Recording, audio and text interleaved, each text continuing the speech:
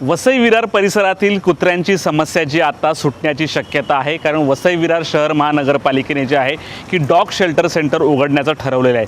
त्यासाठी निविदा प्रक्रिया देखील सुरू केलेली आहे। खाजगी संस्थांमार्फत जे आहेत की जागा निश्चित करण्यात येणार आणि त्या ठिकाणी शहरातील सर्व कुत्रे जे उचलून आहेत तिकडे त्यांना ठेवण्यात येणार आहे आणि त्याच ठिकाणी त्यांना जेवण असेल, औषध उपचार असेल हा देण्यात येणार आहे।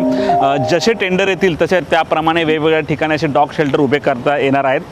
2 दिवसापूर्वी आपण जर पाहिलं की कुत्र्याच्या चावल्यानंतर एका 9 वर्षीय मुलीचा दुर्दैवी मृत्यू झाला होता आणि अशा अनेक कुत्रा चावल्याच्या घटना वसई विरार शहरामध्ये घडलेल्या आहेत। अनेक लोकांच्या तक्रारी आहेत, शहरात वाढते कुत्रे देखील आहेत आणि याचबरोबर आहेत की कुत्र्यांची जी नसबंदी करण्यासाठी देखील मोठ्या प्रमाणावर उपाययोजना करण्यात येणार आहे। आज बजेटमध्ये मोठ्या प्रमाणावर चर्चा याच्यावर झाली आणि या ठिकाणी लवकरच वसई विरार परिसरातील कुत्रे आहेत सर्व कुत्रे एका ठिकाणाहून जमा करून दुसऱ्या ठिकाणी हलवण्यात येणार आहे आणि प्रत्येक कुत्र्यामागे एक ठराविक अमाऊंट जी आहे ही ठेकेदाराला देण्यात येणार आहे। सर्व संस्थांकडून जे आहेत त्या निविदा मागवलेल्या आहेत। आता पालिका लवकरच येत्या 1-2 महिन्यामध्ये या निविदाची टेंडर प्रक्रिया पूर्ण झाल्यानंतर कोणाला हे टेंडर लागतं ते देखील पाहावं लागणार आणि त्यानंतर कुत्र्यांची समस्या कशा प्रकारे मार्गी लागते। परंतु ही जर महापालिकेची जी संकल्पना आहे किंवा आयडिया आहे ती जर सक्सेस झाली तर तुम्हा आम्हाला या सर्व शहरातील लोकांना कुत्र्यांपासून लवकरच शांतता किंवा मुक्ती मिळू शकते। या डॉग शेल्टरवर आयुक्तांनी नेमकी काय माहिती दिली आपण ऐकूयात।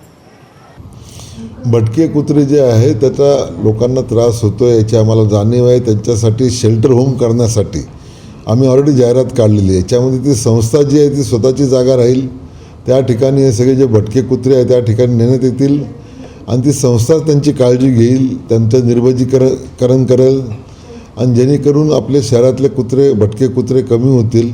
लोकांनाही माझं आव्हान आहे की ते जे जाहीरपणे त्यांना जाहीर ठिकाणी खाऊ घालतात त्याच्यामुळे हे जे कुत्रे आहेत यांचा इतर लोकांना उपद्रव होतो। तर भटके कुत्रे जे आहे ते आपण बाकी त्यांचं जे निर्बीजीकरण करायचं आहे त्याची केंद्रही वाढवतो आहे आणि त्यांचं शेल्टर होमही तयार करतो। नाही, या ठिकाणी आपण त्या संस्थेकडे किती जागा आहे, एकापेक्षा जास्त संस्था आल्या तरी त्याचाही विचार आपण करू। त्यांनी शेल्टर होम बनवावं, त्यांच्याकडे ज्या उपलब्ध जागा आहेत त्याच्यामध्ये कुत्र्यांची शास्त्रोक्त पद्धतीने देखभाल करावी जेणेकरून कुत्र्यांची कुठली हाल होणार नाहीत आणि त्यांना ते पर कुत्रा जे आहे त्याच्या बदल्यात महानगरपालिका पैसे देईल।